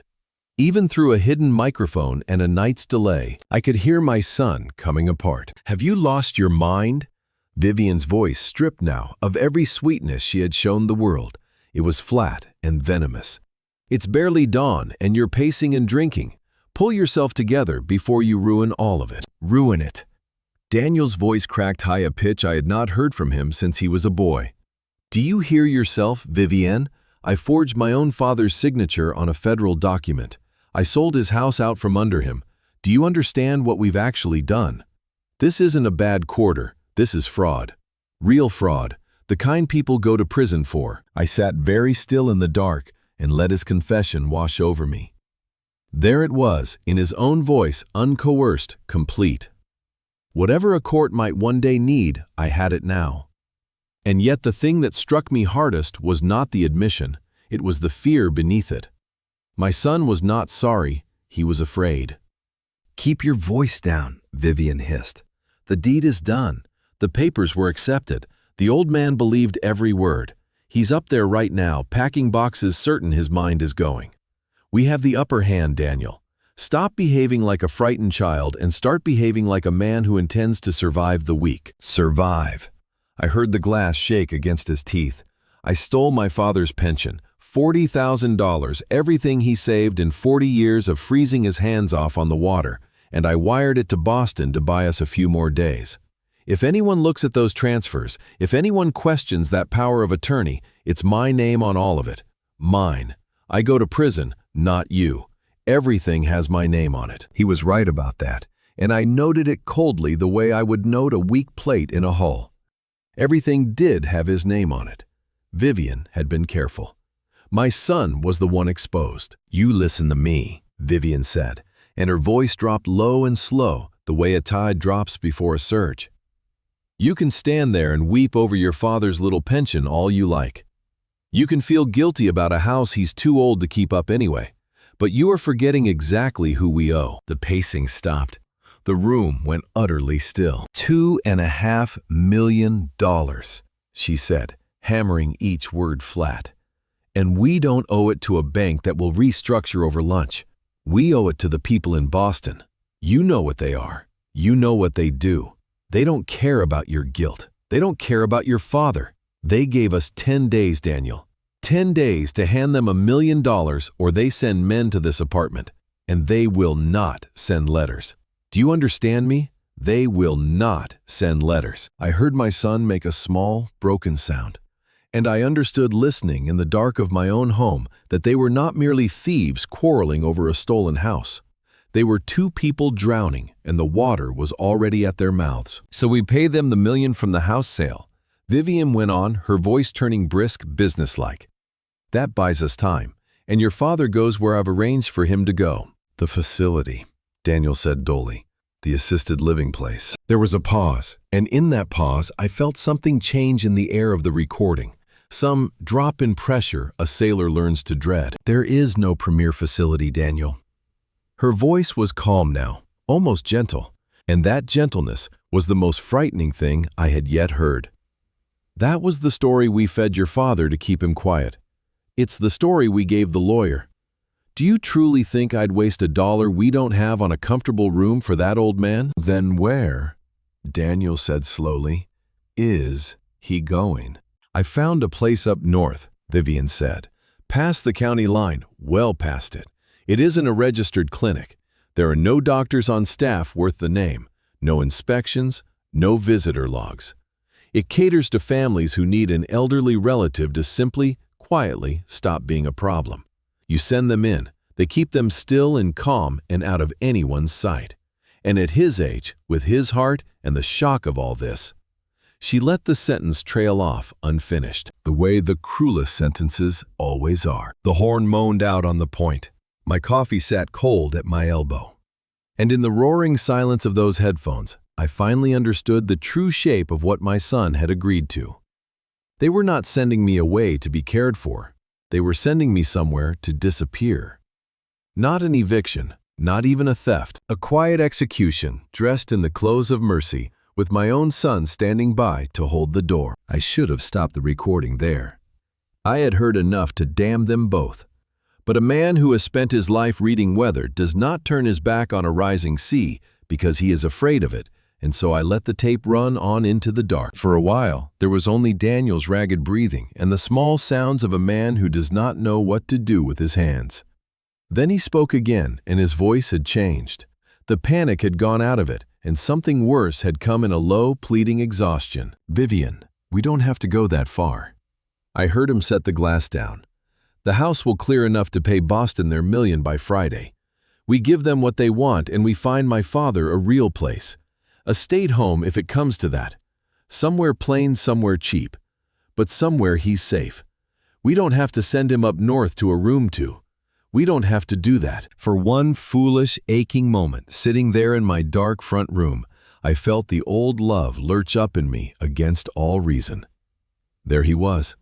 There was the boy at the end of the drive. He could not quite say the words for what they meant to do. Some last thread of him still could not say it. And then Vivian laughed. It was not a nervous laugh, nor a bitter one. It was light and genuinely amused, the laugh of a woman admiring the neatness of her own work. It went through me colder than the water off that dock. "You are so naive," she said. "You're standing in front of a burning house pricing out a fire extinguisher. The $1 million we hand Boston on Monday only stops them breaking our legs. It buys time. It does not buy us free. We still owe them another $1.5 million, and the interest on it grows by the week. Once the house money is gone, we are exactly where we started, only with your father dead of nothing and no house left to sell." "Then what?" Daniel said, and his voice had gone very quiet. "Is the point of any of it?" "The point," Vivian said, "is that you have not been paying attention. You think you're waiting for a phone call telling you your father has passed. You're not. You're waiting for a payout." I gripped the arm of my chair. I did not want to understand her. I understood her anyway. "6 months ago," she said, "when the yacht paper started the collapse, and I saw where this was heading, I took out a life insurance policy on your father, a large one. I used the power of attorney and a set of medical evaluations I had drawn up, and I made it clean. $5 million, Daniel. $5 million payable on his death. But it comes with conditions about his age and his health. If he dies naturally, in care, quietly, the payment is fast and no one asks a question. If he dies anywhere, a real doctor might ask why it drags on for years, and they may never pay at all. That is why he is not going to some state home full of nurses who want to keep him alive. That is why he is going up north, where the outcome is certain and no one writes anything down." The silence that followed was the longest of my life. $5 million. She had sat in that glass tower and put a price on the rest of my days, and the number she had settled on was $5 million. She had not merely planned to steal my house and let me rot. She had engineered my death as a line item, a receivable, a way to clear the ledger and start fresh. My murder was not a tragedy to her. It was a financial instrument, and she had built the whole cold machine of it around the same forged hand that had signed away my house. I waited for my son to break it. I waited for the boy I had taught to swim to tie a bowline to bow his head at grace, to rise up and smash the thing to pieces, to tell that woman he would burn before he would sell his father's life for $5 million. I pressed the headphones to my ears and I prayed, actually prayed, "God, let there be that much of him left. Let there be that much." $5 million, Daniel said slowly, and I heard it happen. I heard the horror in his voice curdle in real time in the calculation. I heard the exact moment my son stopped being my son. "That would clear all of it," he said. "Boston, the mortgages, everything. We'd be free." "Yes," Vivian said softly. "It clears the whole board. But only if you hold your nerve. Only if you put him in the car on Monday and you do not look back. There was a pause. I squeezed my eyes shut in the dark. I begged the empty room for a different word than the one I knew was coming. "All right," Daniel said. His voice was flat and dead and calm. "All right, we send him north." I reached up and drew the headphones slowly from my ears, and I set them on the table beside my cold coffee. And I sat in the dark and the silence, with the horn calling out on the point. Whatever love I had carried for that boy across 71 years, whatever tenderness had survived the forgery and the dock and the stolen pension, it went out of me then, all at once, quiet and complete, like a lamp turned down to nothing. I felt it go. I did not fight it. Some things, once a man has heard them, cannot be unheard, and cannot be forgiven back into place. I was done grieving my son. He had made his choice, spoken it aloud in his own voice, and priced my life at $5 million. Now I would answer him. The gloves, as men used to say aboard ship when the pleasantries ended and the real work began, were off. I did not sleep that night. I could not have. But near dawn, when the sky over the water had gone the color of pewter, I found I could not stay in that house another hour with the recorders and the dossier and the cold coffee and the memory of my son's voice pricing my life. I needed somewhere the walls did not know what I now knew. So I got in the truck and drove the winding shore road into the village, to the small white church where Margaret and I had knelt together every Sunday for the better part of 30 years. The lights were on in the side room. Pastor Michael Doyle was an early riser, as I knew he would be, a broad, gentle man near my own age who had buried my wife and prayed with me the night she passed. He looked up when I came in, and whatever he saw in my face made him set down his coffee and pull out the chair beside him without a word. "Thomas," he said, "you look like a man who's seen the bottom of something." I sat, and for a while I could not speak at all. Then it came out of me, not the details, not the crime, I was careful of that, but the shape of it, that my son had betrayed me, that people I had loved wished me dead and had made arrangements toward it, that I had it in my power, real and immediate power, to destroy them utterly, to take everything from them and leave them with nothing, and that I wanted to. God help me, Michael, I wanted to. I could feel the wanting in my hands. He listened the way good shepherds do, without flinching, without rushing to fix it. When I had finished, he was quiet a long moment. "You came here," he said at last, "because part of you is afraid of what you're about to become." "Yes," I said. The word cost me. I have spent my whole life trying to be a decent man, and tonight I sat in my own front room and felt something turn to stone in me. I don't recognize it. I'm afraid that if I do this thing, whatever is left of the man Margaret married goes over the side with them. Michael nodded slowly. He turned his coffee cup in his weathered hands. "Let me ask you something, Thomas. There's a difference, I think, between vengeance and justice, though the two can wear the same coat. Vengeance wants their pain. It feeds on it. It's never satisfied, and it takes the one who carries it down into the dark, right alongside the ones he hates.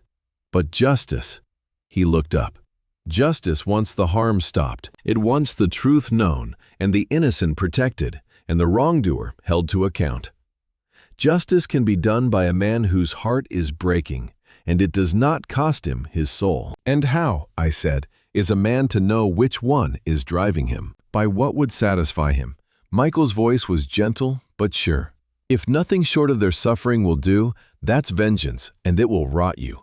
But if you would be content to see them stopped, exposed, and answerable, whatever their suffering or lack of it, then you're doing justice, and you may do it with a clear conscience.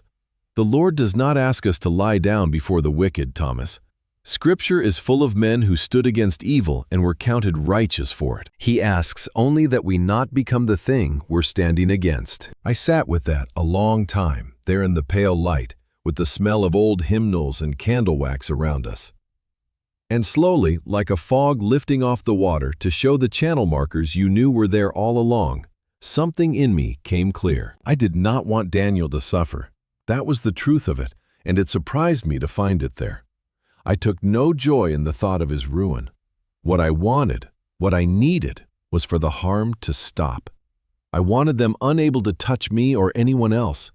I wanted the truth dragged into the daylight, where no forged paper and no practiced lie could survive it. I wanted them held to account by the law, in the light on the record. If they wept, so be it. If they hated me, so be it. Their suffering was not my aim. Their stopping was. I can do it that way. I said quietly, more to myself than to him. I can bring the whole thing down on them and still keep my hands clean. I don't have to hate them to stop them. No, Michael said. You don't, and I'd wager Margaret would tell you the same if she were here. She always said you were at your best when the sea was worst, because you never once let it make you cruel. He reached over and put his broad hand on my shoulder. Whatever you're about to do, Thomas, do it as a just man and not a bitter one. Protect yourself, stop them, but don't let them make you into what they are. That's the only real victory they could still take from you. We prayed together then, the two old men in that small, bright room, and I will not set the words down here, for some things are between a man and his God. But I rose from that chair different than I had sat down in it. The stone was still in me, but I understood now what it was for. Not a weapon of hatred, a keel. Something heavy and steady down at the bottom to keep me upright and true through the weather that was coming. I thanked Michael, and I drove home through the brightening morning, with the water flashing silver between the trees. The lamp that had gone out in me the night before had not come back on, not for Daniel, not for what he had chosen. But another light had steadied in its place, older and surer, the kind that does not flicker in a gale. I knew now exactly what I was going to do, and I knew I could do all of it, every hard and ruthless piece of it, and still walk out the far side of it as a man I could live with. There was a call to make. It was time to buy back my son's debt and take the monster out of Boston's hands and into my own. Back in the house, I did not sit by the dead fire this time. I stood at the bay window with the morning full on the water and the encrypted phone in my hand, and I dialed Eleanor Reyes. She answered on the first ring. Thomas, the yacht losses are worse than the first pass showed. This woman didn't just gamble, she burned everything. The whole doesn't matter anymore, I said. It's grown past that. Last night the recorders caught the rest of it. Eleanor, they've taken out a life insurance policy on me. $5 million using the forged power of attorney and fabricated medical records. They mean to put me in an unlicensed place up north, keep me out of sight until my heart gives out and collect. My son agreed to it. In his own voice, I have all of it. The line went silent, and when she spoke again, the professional calm had cracked, and beneath it was something cold and furious. Thomas, that is conspiracy to commit murder. We call the bureau this morning. I can have both of them in custody by tonight, and that policy frozen before they can think about it. We will call them, I said, but not first, and not yet. If we bring in the law this morning, they lawyer up and post bond. They spend 2 years painting themselves as a loving son and his devoted wife wrongly accused by a confused old man they were only trying to help. They have a doctor's note that says I'm senile. They have a forged deed with my flawless signature. It becomes his word against a dead man's memory, and I'm the one they put on the stand and pick apart. I won't hand them that stage. When the law takes them, I want it taken clean, with no ground left under their feet. She was quiet, thinking. Eleanor always thought before she argued, which is one reason I trusted her. All right, then what do you want first? Pivot the whole team off Vivian's portfolio and onto the Boston lenders. You found them. $2.5 million in debt, 10-day deadline. I want your intermediaries to reach the people holding that paper. Quietly. Today. Those are dangerous men, Thomas. They operate entirely outside the law. I don't intend to sit across a table from them. I intend to buy them out. I watched a lobster boat work along the point through the clearing haze, honest and unhurried. The life I had chosen over all that money. Men like that don't care about weekly interest from a desperate couple if they can have their full principal back today in cash with no risk. Authorize a transfer from the trust, buy the debt, every dollar of it. But you must acquire the actual promissory notes. Move the entire obligation off the Boston syndicate and assign it to a private holding company that I control. I want them paid and gone, and every ounce of leverage they hold over my son signed over into my hand. There was a pause, and then Eleanor let out a slow breath, and I could hear the understanding arrive in it. You want to be the one holding the note. I want to own the debt that's been swinging over their necks, I said. Boston was going to break my son's legs to get their money. I'm simply going to take Boston's place. Except I won't want money. How fast can it move? For a full cash buyout at par within the hour. Men like that don't turn down clean money. Her voice steadied back into its usual sharp efficiency. I'll route it through 3 shell entities so the origin stays buried. The lenders will assume some larger outfit bought their local interest. They'll never connect it to you. What are my parameters? Buy it all. Pay whatever premium closes it today.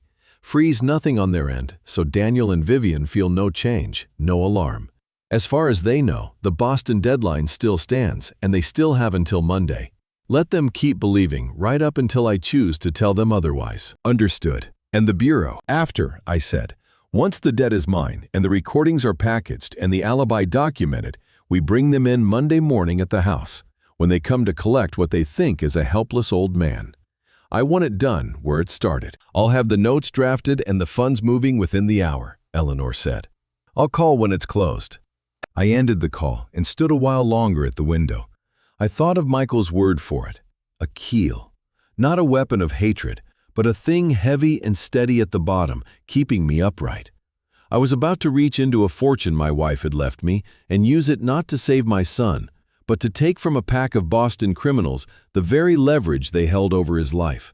And I felt no glee in it and no cruelty, only the level certainty of a captain who has finally worked out his course through the storm and set his hand firm on the wheel. 2 hours later, the phone pulsed on the sill. I answered it at once. It's done, Eleanor said, and there was something dark and satisfied under her calm.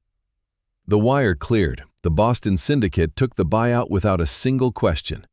They've signed over the promissory notes and every associated instrument to the holding company. They are entirely out of the picture. Daniel and Vivian no longer owe 1 cent to the criminal underworld. A pause. They owe $2.5 million in full and immediately callable to you. I closed my eyes and let it settle over me. The enormity of it, the completeness. The man they had dismissed as a poor, failing old widower now held their entire ruin in the palm of one weathered hand. Thank you, Eleanor, I said quietly. Set the rest in motion. Monday morning, my house. Bring the Bureau and bring yourself. I set the phone down and looked out at the lighthouse standing white and patient against the gray sky. The same beacon that had guided ships home through every storm this coast had ever thrown. I was not saving them. Let that be clear before God and man. I had bought them notes and deadline and all. And on Monday morning, when they walked into my house, expecting to carry an old man off to die, they would find instead that they had sailed straight onto the rocks. Monday came with a clear, hard dawn, the first in days. The fog had gone out to sea in the night and left the sky washed and pale over the water, the light lying gold and cold across the frost on the grass. I stood at the bay window and watched it break, and I felt none of the dread they had meant me to feel. I felt only the deep, settled stillness of a captain who has plotted his course, checked it twice, and now waits only for the weather to arrive. At 8 o'clock exactly, I heard them come. The grinding gears of a large moving truck reached me first, laboring up the shore road, and then the crunch of tires as it swung wide and parked square across the mouth of my drive. Behind it came a silver sedan gliding to the curb. I watched from the shadow of the front room as the doors opened. Daniel stepped out first, in a sharp charcoal suit, every inch the successful broker. No trace on him now of the man who had wept and paced in his glass office. Vivian followed, a designer bag on her arm, her mouth set in a line of grim, businesslike impatience. And a moment later, a third car pulled in, and Gerald Voss climbed out, briefcase in hand, adjusting his tie with the smug ease of a man arriving to close an easy account. They gathered on the frost-white grass, the three of them, exchanging a few low words, entirely certain of their mourning. They expected to unlock my door and find a broken old man among his cardboard boxes, ready to be loaded into a car and driven quietly north to disappear. They believed they were walking into the last triumphant page of a story they had written themselves. I turned from the window and looked at myself in the long mirror by the door. I was not wearing the faded flannel and the salt-stained canvas that had been my uniform for 9 years. I wore a suit, charcoal gray, cut from good English wool, a thing from another life, kept pressed in a cedar closet against a day I had not known was coming. I straightened the knot of a dark tie and slid onto my wrist the watch Margaret had given me the year we married.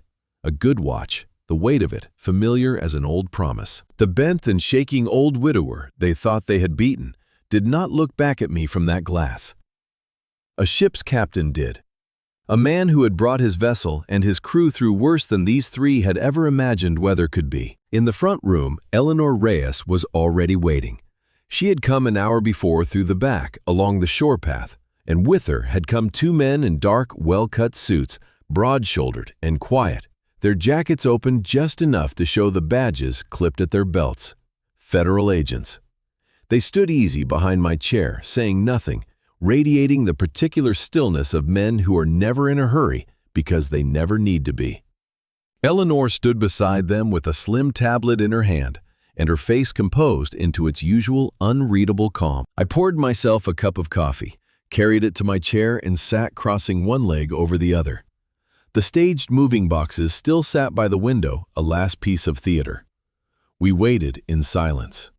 Not 2 minutes later came the scrape of a key in my front door. I heard the latch give, and the heavy door swung inward and struck the wall stop with a dull thud.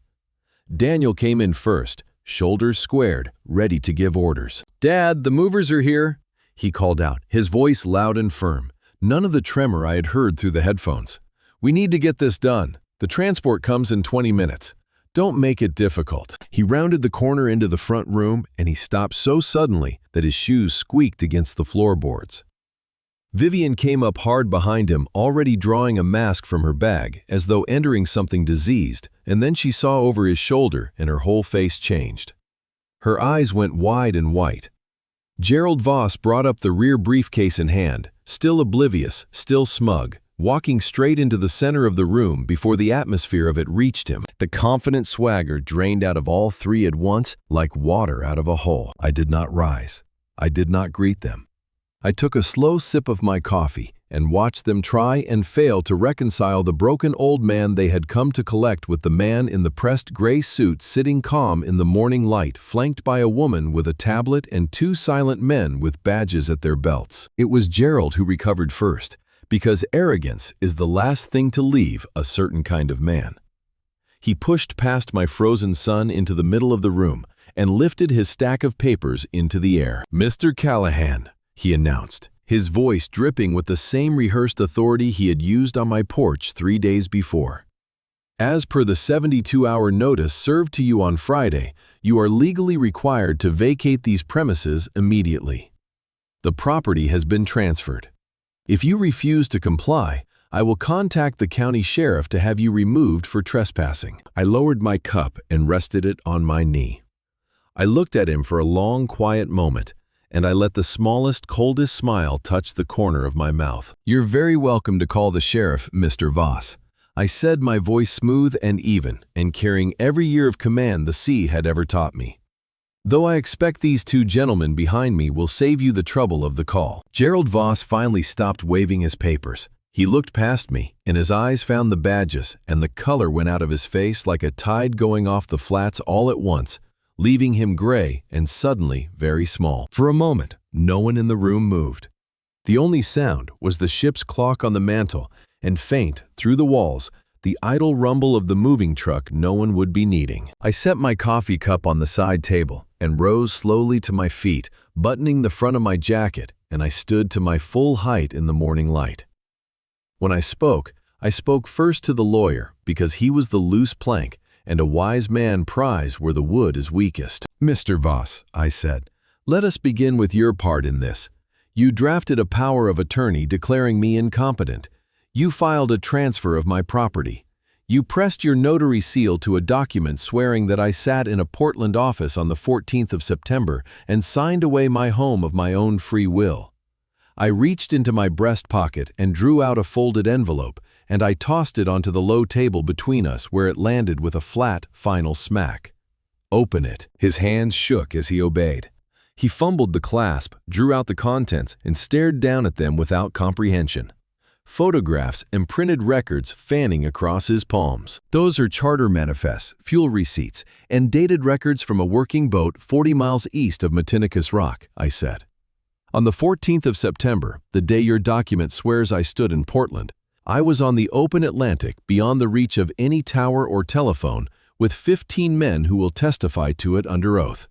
Your notary certified a signing that could not physically have happened.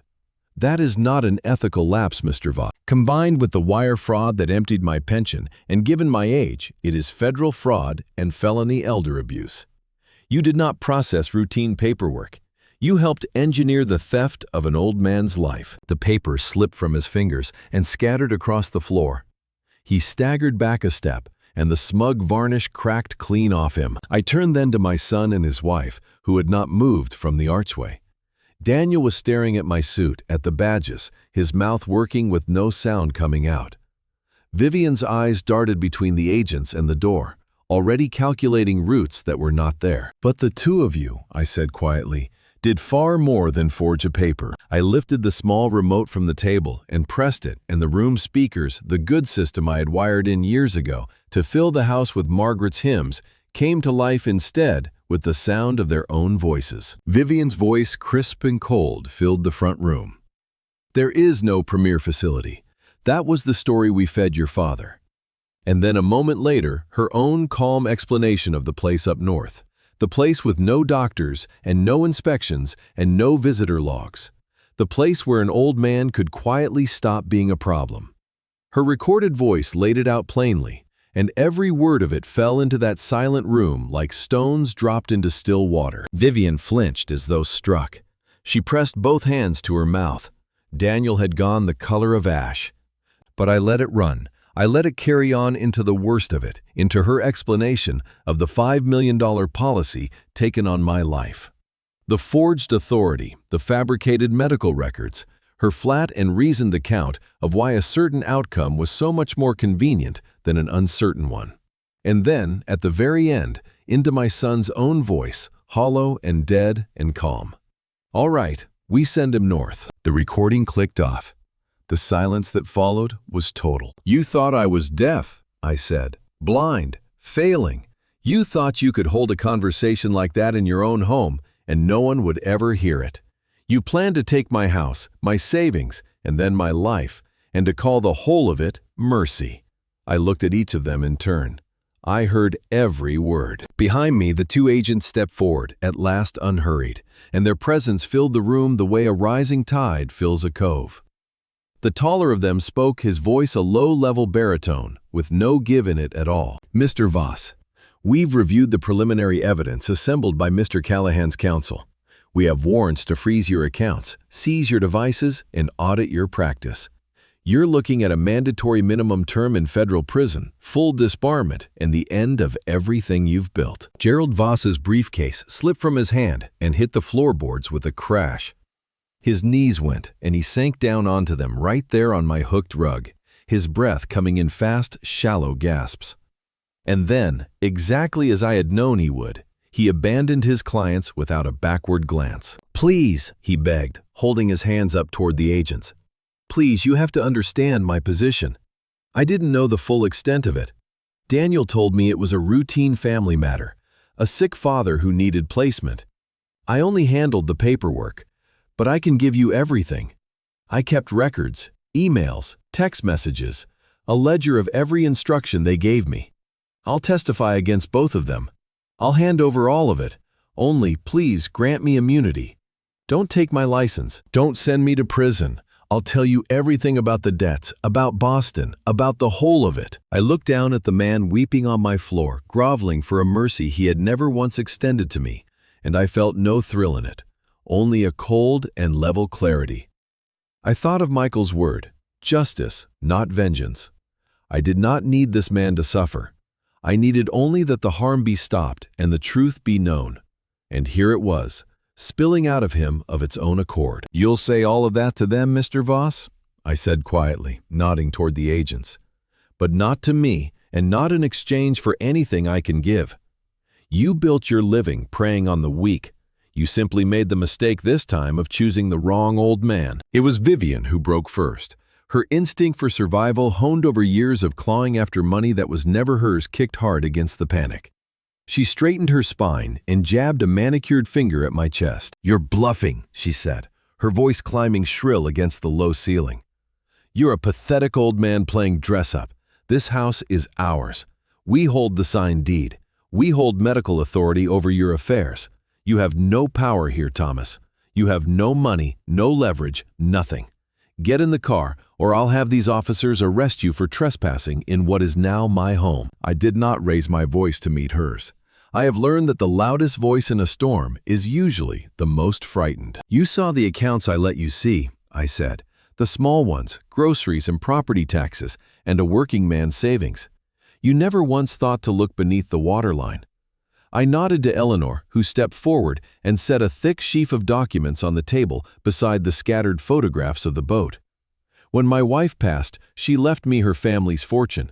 $80 million held in a private trust I have never touched and never mentioned to you or to my son or to anyone. I kept driving my old truck and mending my nets because I wanted to know who my family truly was when they believed there was nothing to gain from me." I looked at Daniel. Now I know. Daniel made a small wounded sound, the sound of a man watching a mountain of gold he had been standing on his whole life crumble into the sea beneath him. "And these," I said, resting my hand on the sheaf of papers, "are the promissory notes on your debt, all $2.5 million of it. On Saturday, while you were dreaming of your $5 million payout, my people paid off your friends in Boston in full. They signed over every note, every instrument, every ounce of leverage they held over your lives. Boston is gone, Daniel. You no longer owe those men a single cent." I let that land, and then I closed the trap. You owe it to me, in full, immediately callable. And the loan is in default as of this morning. Vivian swayed on her feet. "I am exercising my right to seize the collateral," I said, level and quiet. "The penthouse, the cars, the margin accounts, what's left of them.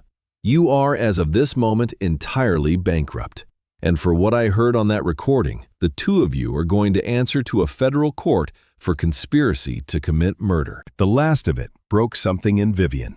She sank down onto the rug, her expensive coat pooling around her, and turned on her husband with a face gone ugly with hate. "This is your fault," she spat. "You told me he was a clueless old man.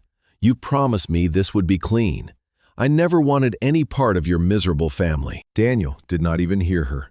His whole world had inverted in the space of a minute, and he turned from the papers to the agents to my face, and then his legs went out from under him, and he fell to his knees. He crawled the last few feet across the floor of the house I had built, and he took hold of the fabric at my knees with both shaking hands and looked up at me, his face wet and broken. "Dad," he sobbed. "Dad, please, you can't do this. I'm your son." I was desperate. They were going to kill me. I panicked.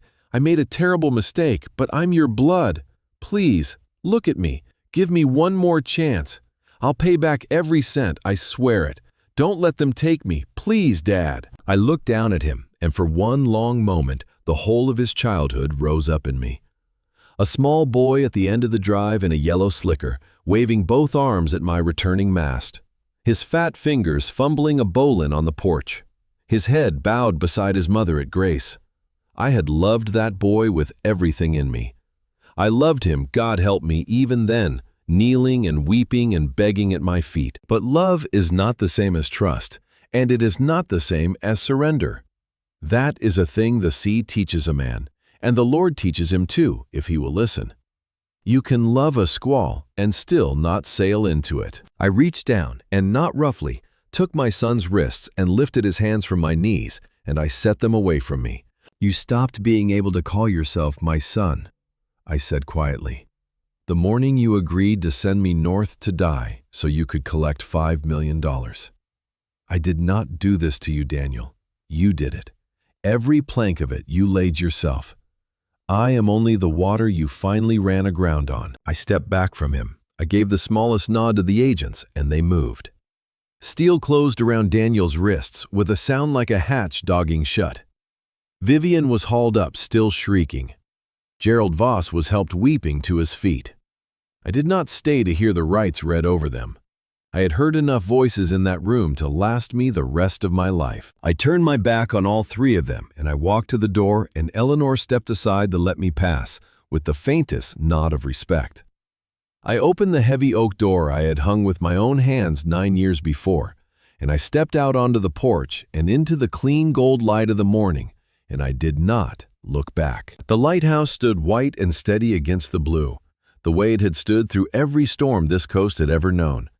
And I stood a moment beside it, an old man in a good suit, breathing the salt air, and let the light fall on my face. A black town car was idling at the foot of the drive, its engine a low murmur against the cry of the gulls. Eleanor came out and stood beside me a moment on the frosted grass, and neither of us spoke. There was nothing that needed saying. Then the driver opened the door, and I looked one last time at the old keeper's house. The salt-eaten window frames, the porch I had built board by board in the first summer after we came here, the moving boxes still standing empty in the front room that no one would ever pack now. I waited to feel the pull of it, the ache a man expects when he leaves a place that holds his whole late life. But it did not come. It was only wood and weather and memory, and the memory I carried with me in here, where no forged paper and no practiced lie could ever reach it. I got into the car. Eleanor slid in beside me, already opening her tablet to begin the long work of unwinding the wreckage of my son's ruined affairs. We pulled away from the point, and the lighthouse fell behind us in the mirror white and burning steady in the clean morning sun, the way it had burned through every storm this coast had ever thrown against it. I have had a long time since to sit with what happened on that stony point, and with what it left inside me. We are taught from the cradle that family is our safe harbor, that blood is the one bond that will never break. But I learned at 71 years of age that blood alone guarantees nothing at all. Love is not owed to us simply because we share a name. Loyalty is not a thing we inherit like a color of eyes. It is built plank by plank, choice by choice, across the whole length of a life. And it can be torn down just as surely by the very hands that should have kept it standing. Greed, I have come to believe, is a quiet flood. It does not come roaring in all at once, where a man might see it and run. It rises an inch at a time in the dark, below the waterline, until one gray morning he wakes to find it already over the deck of everything he thought was solid ground. My son did not become a stranger in a single day. He drowned slowly over years, and told himself the entire way down that he was only trying to keep his head above the water. But here is the truth I hold to now, the one that keeps me upright in the days that are left to me. The hardest lesson I ever learned, harder than losing Margaret, harder than the cold of that October sea, is this. You cannot save a person who is bent on your own destruction, and it is no sin to stop them. For a long while, I feared that if I fought back, if I brought the full weight of what I held down upon them, I would become as cold and ruthless as they were. I feared I would win the battle and lose my own soul over the side in the doing of it. It was a wiser man than me, an old friend in a small white church, who helped me see the difference between justice and vengeance. Vengeance wants the other man's pain, and it is never satisfied, and it drags the one who carries it down into the same dark. But justice wants only the harm stopped, the truth told, the innocent kept safe. A man can do justice with his heart breaking and walk away from it clean. I did not hate my son at the end. I want you to know that. I do not hate him even now. I grieve him, the boy he was, the man he might have been, the way you grieve a good vessel lost in weather. But I thank God I did not let his darkness make me dark. I thank God I found the strength to seek justice and not revenge, to protect what was left of me, and still walk out into the daylight with my soul my own. The Lord never asks us to lie down before the wicked and let them pass over us. He asks only one thing of us in the fight, that we do not become the very thing we are standing against. Some harbors, we learn too late, are only rocks dressed up to look like shelter. And some lights, the truest ones, the ones that never fail us, we carry inside our own chests, lit long ago by hands that loved us, burning steady through every storm that ever comes. So that is my story, friend. An old sailor, underestimated, written off, nearly sent quietly under by the people who should have loved him most, who found in the end that the sea had taught him to weather far worse than they could ever bring. If any part of it reached something in you tonight, I would count it a kindness if you would let me know. Have you ever been underestimated, betrayed, or cast aside by the very people who were supposed to stand beside you through the storms? Tell me your story down in the comments below. I read every single one of them, and I promise you, whatever you have carried, you do not carry it alone.